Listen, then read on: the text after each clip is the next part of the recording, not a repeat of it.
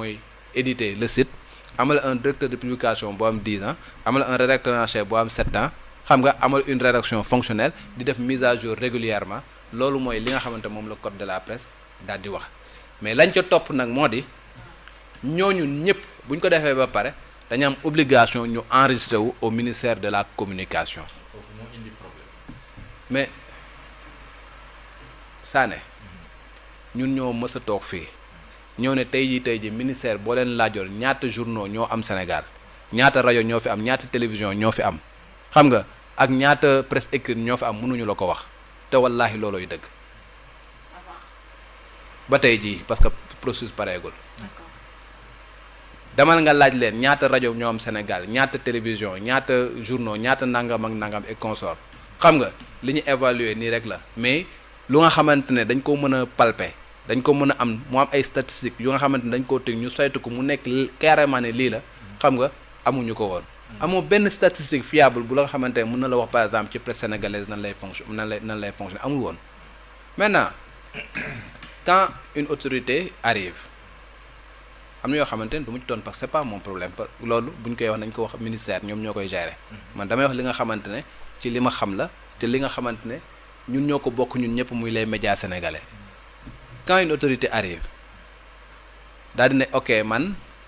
dama bëgg ñu réguler presse bi damay fàttali ni foofu autorité bi jógu rek mu def ko de dama ne la code de la presse ñun ñoo ci waxtaan liggéey ko ba mu sotti. bi ñu paree ci loolu ñun ñoo def les assises de la presse les assises de la presse je peux en parler parce que man sama bopp maa ngi woon ci assises de la presse maa ngi woon ci commission numéro 1 boobu moo doon wax ci réforme régulation autorégulation maa ngi woon ci commission ba j'ai participé à tous les travaux l'une des recommandations bi nga xamante ne def nañ ko jébbal ko ministre bi xam nga mooy lan la woon ñu appliquer les dispositions du code de la presse loolu ñun journaliste ñun ñoo ko wax bind ko xaatim ko ci document ñu jox ko moom mu ne comme yéen a wax loolu léegi ñun nañ commencé def la régulation nan nga koy commencé tu répertorier au moins ñoom bu ñu ñëwee nag ñu fekk fi leneen ñu am ay documents yu nga xamante ne jébbal nañu ko bi ñuy doog a ñëw ci ni ñu distribuer aide à la presse ñu gis ni ñi nga xamante ne bénéficié nañu aide à la presse c'est 530 médias ñu xool liste bu nga xamante ne beaucoup de médias yu nga xamante ne xamoo leen ni danaa ni def nga ne ok léegi nag voilà vu que y a un budget bu nga xamante état da koy distribuer te mu am un décret d'application encore une fois du code de la presse parce que code de la presse dafa am décret d'application le décret d'application benn ci décret d'application moom mooy le décret portant statut et avantages des entreprises de presse décret boobu moom moo la lan mooy entreprise de presse lan la war a remplir pour matal entreprise de presse ak lan la war a matale pour mën a bénéficier des avantages liés aux entreprises de presse c'est un décret signé par le président Macky Sall qui existe soo ko bëggee bu ñu paree nii ma taal sama ordinateur ma jox la ko nga liiral ko sa bopp c'est un décret qui existe donc il faut que nga nekk entreprise de presse pour remplir telle ou telle autre condition boo paree nga doog a bénéficier des avantages yu nga xamante ne liés aux entreprises de presse bu nga xamante ne on a mis en place un autre décret qui mettre en place un fonds d'appui et de développement de la presse mu nekk ñaari décret yu président Macky Sall jël tey ñu ñëw ñu ne ok 530 médias bénéficié nañ de l'aide à la presse bu nga xamante 1,9 milliard la woon 1,9 milliard léegi ñu ne ok les 530 médias yow xam nga 530 médias au Sénégal Youssouf Sané 530 médias au Sénégal xam nga ko ñu ne ok ñun ñi nga xamante ne wala les patrons de presse ñi nga xam ñoom ñoo daan wax que nous nañu publier la liste de toutes les entreprises de presse yi nga xam dañu bénéficier de l'aide à la presse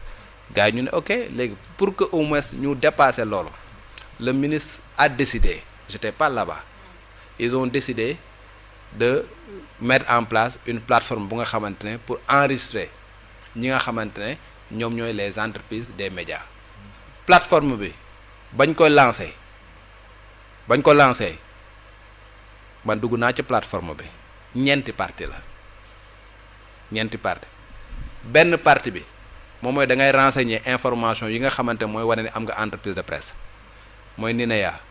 registre de commerce siège bi nga xamante ne moom nga am su fekkee ne journal nga imprimerie bi nga xamante ne moom moo lay tiiral sa siège numéro téléphone ki nga xamante ne un numéro de téléphone bu nga xamante ne moom mooy un numéro de téléphone fonctionnel mooy première page bi boo paree mu demal la ci deuxième page bi nga renseigner actionnariat bi ndax man rek man maa moom société bi wala man ak yow ñun ñoo ko moom man ak yow bu ñu ko moomee ku ci nekk ñaata action la am est-ce que 55-45 la wala est-ce que 60-40 la ngeen renseigner joxe sa numéro de téléphone joxe sa adresse mail man ma joxe sama numéro de téléphone joxe sama adresse mail loolu mooy deuxième page bi troisième page bi moom mooy directeur de publication mu war a am 10 ans télécharger CVM télécharger information yu koy concerné muy numéro de téléphone am muy boîte mail am tout cela beneen bi moom mooy rédacteur en chef bi loolu moo nekk ci plateforme bi léegi ñëpp bu ñu enregistré wu ba pare le ministre de par la loi avait la possibilité moom si boppam bu ñu enregistré wu ba pare moom mu enfermé wu avec waa direction de la communication wala ses services daal di éplucher les données daal di ne ah lii kat mooy li nga xamante ne la ñu enregistré wu lii la ñu gis ni par exemple conforme na ak nan laa koy wax sax le code de la presse et par conséquent lii mooy média yu nga xamante ne suñu basé wu ci code de la presse basé wu ci décret d'application bi nga xamante ne moom moo porté statut des entreprises de presse lii mooy lu nga xamante ne moom mooy lii concerné média yi mais bi mu demee xam ni par exemple Sénégal dëkku coow la il a dit que ni moom dafay mettre en place une commission autonome bi nga xamante ne moom mooy extraire les données coow li yëpp la foofu la commencé te ñu def commission bi ñu defee commission man de personnellement j'ai été contacté avant la mise en place de la commission et je le dis haut et fort le directeur de cabinet du ministère de la communication m'a appelé en ma qualité de président de la commission de la carte nationale de presse ne ma monsieur Mine ma ne ko oui mu ne ma je vous appelle de la part du ministre ma ne ko ministre mu ne ma ministre de la communication ma ne ko ah oui mu ne ma il projette l'arrêté n'était pas sorti il projette de mettre en place une commission te bu sañoon commission carte nationale de la presse dadd ciy bokk commission boobu nag li ñu bëggoon moom mooy données yi nga xamante ne les médias dañ ko dugal ci plateforme bi commission boobu mën koo extraire def le travail technique saytu ko xam nga pour que ñu xool ndax réellement dañ conforme wala conforme ñu et consort ma ne ko ah ñun de commission ça va nous faciliter la tâche. Pourquoi ça va nous faciliter la tâche? Parce que dans le cadre de notre travail ñun au niveau de la commission article 4 daf ne pour être journaliste il faut que nga génne su école de formation reconnue par l'État il faut que nga liggéey également dans une entreprise de presse reconnue par l'État et pour que ñu assurer wu ndax kii dafa génn ci école de formation reconnue par l'État wala dafa nekk ci entreprise de presse reconnue par l'État on avait adressé une correspondance au ministère de l'enseignement supérieur mu jox ñu la liste des écoles de formation reconnues par l'État foofu la ñuy basé wu pour xam diplôme yu ñu reconnaître mais on s'adressait également à la direction de la communication du ministère pour xam les entreprises de presse reconnues par l'État donc tey su ministère bi permettrait à la commission de siéger au sein de cette commission là pour xam lan mooy les entreprises de presse reconnues par l'État ça nous facilite la tâche nous commission de la carte nationale de presse et on peut jurer sur le Saint-Coran que du ñu dem ci commission boobu xam nga defal liggéey bu nga xamante ne wala gis lu nga xamante ne dëppoowul ak yoon wala lu nga xamante ne dafay salfaañe ak yelleefu journalistes yi ñuy toog di ko applaudir wala ñu ciy faral ministre man de du ma ko def te boo xoolee la composition de cette commission là nga xamante ne ña fa nekk da am na yoo xamante ne duñ ko def. kii boobu commission boobu ñan ak ñan ñoo fa nekk. 7 membres ñoo fa nekk juróom-ñaari membres. muy ñaan. ministre de la communication benn membre la fa am. muy le directeur de la communication moom mooy présider la rencontre mu am un représentant du ministère de la justice yónnee wuñu sax magistrat journaliste la ñu yónnee ki nga xamante ne mooy seen chargé de communication moom la ñu yónnee pour que mu représenter leen foofu Binta Ndong un représentant du ministère de l'intérieur xam kan la ñu envoyé ki nga xamante mooy gérer le dépôt légal journal bu fi déposé journal bu fi am booy def dépôt légal ci kooku nga koy déposé kooku moom moo ñëw siège ci commission bi moo am correct le correct moom mooy le tribunal des pairs ñoom ñooy assuré wu ndax yow respecté nga éthique respecté nga déontologie ñu envoyé ki nga xamante ne moom mooy seen secrétaire exécutif muy Aminatou Mohamed Diop moo fa nekk CNRA le doyen Ibrahima Bakhoum la ñu yónnee Ibrahima Bakhoum xam ngeen ni day jàngale xam nga du def lenn lu nga xamante ne c'est contre les intérêts de la presse mooy représenter le CNRA man may représenter la commission de la carte nationale de presse ñooy membre commission ba ñëwee ak benn représentant du ministère du travail l'inspecteur Alioune Fall bu nga xamante ne man ak moom ñu ngi siéger en même temps ci commission carte nationale de presse ñun ñooy les membres de la commission te liggéey ba ñu fa def yàlla mi ma tiim xam ne bu ñu demee tëdd suñu kër dañuy nelaw ba yandoor ba ne damay tëdd nelaw ba yandoor parce que mun naa waat ci alxuraanu karim ni on a voulu léser qui que ce soit te la nga xamante ne moom mooy les dispositions yu nga xamante ne jàpp nañ ne mooy dispositions yi loi wax loolu la ñu appliqué ba tey jii ñuy wax ne. donc ñuy wax ne sélection la du filtre. waaw c'est pas ça. ku mu neex mën nga wax lu la neex mais ñëpp ñu nga xamante ne nee nañ leen recalé nañ leen am na motif bu tax ñu ne la recalé nañ leen am na ñenn ñu nga xamante ne recalé nañ leen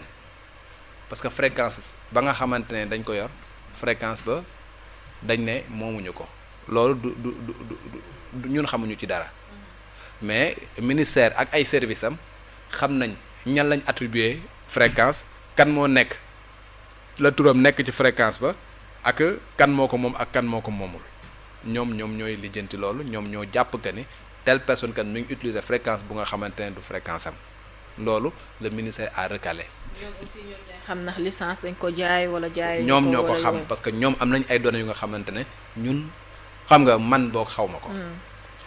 li nga xamante ne mën nañ koo xam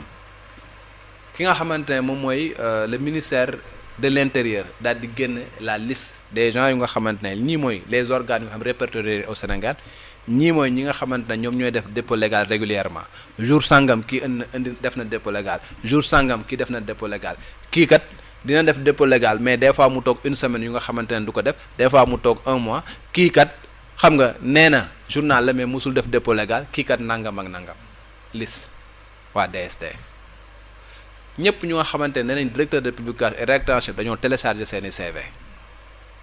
ñëpp ñu nga xamante ne dañoo ne leen ndax am ngeen carte nationale de presse et consort ñenn ñi dañoo ñëw def ni oui ñenn ñi new ne dañoo def non di nga gis ku neef oui koo xamante ne ñun ñoo am les données de la carte nationale de presse bu ñu defee vérification ñu xam kii def na oui mais ba ñu xoolee ba xool amul carte nationale de presse y a même des gens yu nga xamante ni dañoo juum dañoo ñëw ndax am nga carte nationale de presse ñu def non mais ba ñu vérifier xam ne ñii am nañ carte nationale de presse ñu ne leen oui am nañ carte nationale de presse. ci carte nationale de presse boobu dafa am beneen sew-sew bu nekk ci biir. carte nationale de presse balaa nga koo am il faut que nga jaar ci école de formation journaliste après nga nekk ci rédaction bu ñu reconnaître école de formation bu ñu reconnaître rédaction bu ñu reconnaître waaye keneen koo xamante ne def na 10 ans ci métier bi n'est-ce pas mën na jaar commission kooku it ñu jox ko carte nationale de presse parce que am na ay journaux yoo xamante ne cité nañ leen fi ne ka nga xamante ne moo nekk ca bopp ba nekkul journaliste mais ñàkk nekkam journaliste am mën na amit carte nationale de presse parce que yàgg na ci métier bi et que jaar na ci commission bi. bien sûr la commission ñaari rôle la am joxe carte nationale de presse ñi nga xamante ne dañoo génn école de formation commission carte nationale de presse laay wax de xam parce que am ñaari commission am commission carte nationale de presse laay wax ñaari rôle la am. joxe carte nationale ñi nga xamante ne dañu génn ci école de formation reconnue par l'État ñooñu on juge sur dossier bi mat na ñu def les vérifications qui s'imposent su fekkee ne matale na ñu daal lay jox carte nationale de presse mais di nga gis ku nga xamante ne am na carte nationale de presse parce que am na diplôme te matalul 10 ans d'expérience mënul nekk directeur de publication parce que yow tey boo génnee école de formation tey am diplôme tey soutenir tey ñu jox la sa diplôme tey nga jot sa diplôme tey suba mu la neexee nga ñëw déposer carte nationale de presse dañ lay jox carte nationale de presse en revanche ki nga xamante ne amul diplôme il faut que mu am licence dans n'importe quelle discipline capitaliser 2 ans d'expérience pour mën a am carte nationale de presse mën laa la wax de ça veut pas dire que dina am carte nationale de presse wala nga am 10 ans d'expérience pour am carte nationale de presse ñaar yëpp da ngay jaar commission. ok nga am licence ak 2 ans d'expérience wala nga am 10 ans d'expérience te amuloo diplôme de journalisme da ngay jaar par la commission de validation des acquis de l'expérience maanaam ki nga xamante ne def ni 10 ans jaar commission ñu jox ko carte nationale de presse suba bu déposé comme directeur de publication am na carte nationale de presse capitalise na 10 ans dafay jàll. juste pour éclairer am na ay journaux yu ñu fi cite ne ñi fi nekk ca bopp ba amuñu nekkuñ journaliste. waaw mais ñàkk nekk journaliste mën. mais beneen information bu nga xamante ne dama koy joxe sax nit ñi xam ko. le critère de la carte nationale de presse j'étais mieux placé en tant que président de la commission de la carte nationale de presse pour ñu def ko un critère d'exclusion bañ ñëwee ci commission bi j'ai dit que buñ ko def critère d'exclusion tey amul kenn ku ñu invalider parce que amuloo carte nationale de presse